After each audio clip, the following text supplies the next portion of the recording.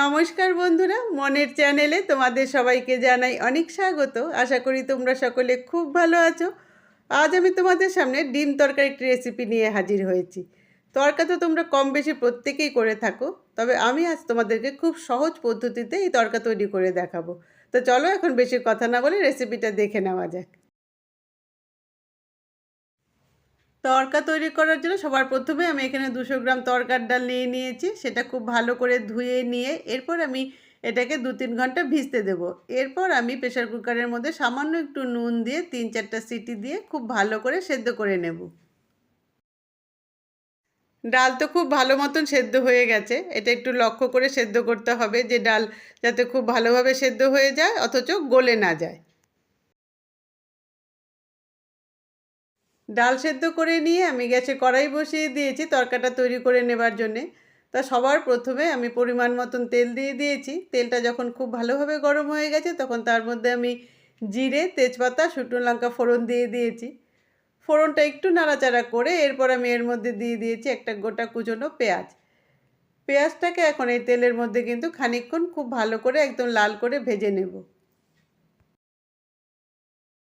ওদিকে যতক্ষণ পেঁয়াজটা লাল করে ভাজা হচ্ছে আমি এদিকে আদা রসুন পেঁয়াজ আর শুকনো লঙ্কা দিয়ে একটা সুন্দর পেস্ট তৈরি করে নেব।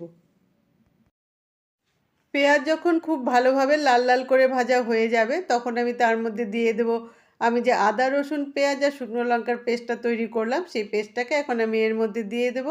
আর পেস্টটাকে দিয়েও কিন্তু খুব ভালো করে বেশ খানিকক্ষণ খুব ভালোভাবে কষিয়ে নেব।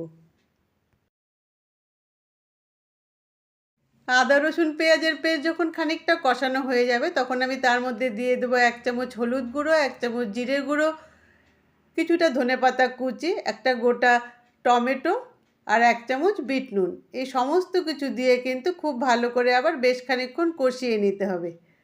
আর এভাবেই কষাতে কষাতে যদি শুকিয়ে যায় তাহলে অল্প একটু জল দিয়েও কিন্তু আবার এটাকে কষিয়ে নিতে হবে।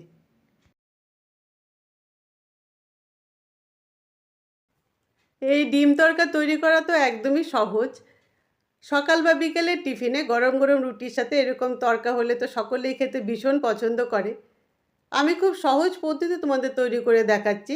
তোমরা ঠিক এভাবেই তৈরি করো, তাহলেই তোমরা কিন্তু ঘরে বসেই রেস্টুরেন্ট থেকে যে তড়কা কিনে খেয়ে থাকো সেই তড়কার স্বাদ কিন্তু তোমরা ঘরে বসেই পেয়ে যাবে।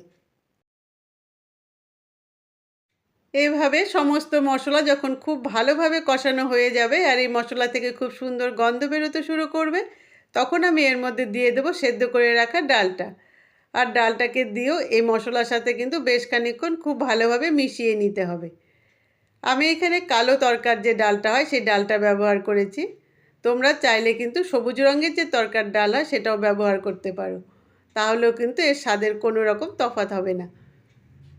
তাই এভাবে সমস্ত মশলার সাথে তরকাটা খুব ভালো করে একবার মিশিয়ে নিয়ে এরপর আমি এর মধ্যে দিয়ে দেব তরকার মশলা, যেটা দেওয়ার ফলে আমরা রেস্টুরেন্ট থেকে তরকা কিনে আনলে যে স্বাদ আর গন্ধটা পেয়ে থাকি এই মশলার থেকেই কিন্তু সেই গন্ধটা পেয়ে থাকি।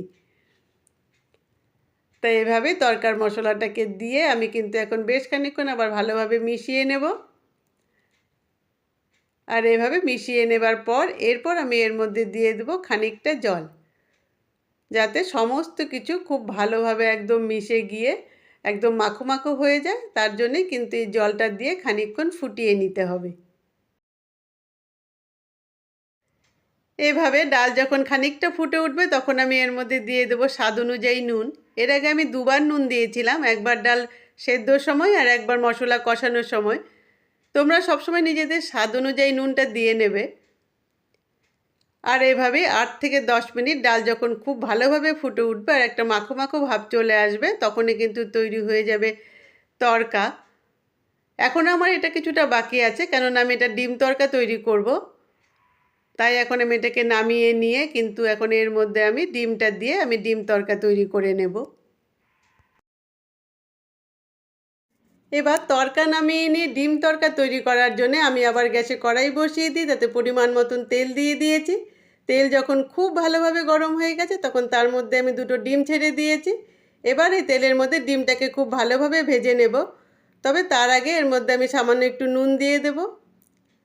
আর এভাবেই ডিম যখন খুব ভালোভাবে ভাজা হয়ে যাবে আর ডিম থেকে সুন্দর একটা গন্ধ বেরোতে শুরু করবে তখন আমি তার মধ্যে দিয়ে দেব তৈরি করে রাখা তড়কাটা। আর তড়কাটাকে দিয়েও কিন্তু এই ডিমের সাথে এখন বেশ খানিকক্ষণ খুব ভালো করে মিশিয়ে নেব। আর এভাবেই মেশাতে মেশাতেই আজকে তৈরি হয়ে যাবে দারুণ স্বাদের রেস্টুরেন্ট স্টাইলের ডিম তড়কা। তোমরা এটা অবশ্যই বাড়িতে বানিয়ে নিও। এটা তৈরি করা কিন্তু একদম সহজ, খেতে হয় কিন্তু অসাধারণ। আজ তো এটুকুই থাকলো, এরপর আবার তোমাদের সঙ্গে দেখা হবে পরবর্তী রান্নায়। ততক্ষণের জন্য তোমরা সবাই ভালো থেকো, সুস্থ থেকো, আনন্দে থেকো আর স্মাইল উইথ মনের সঙ্গে থেকো। Tata, bye bye.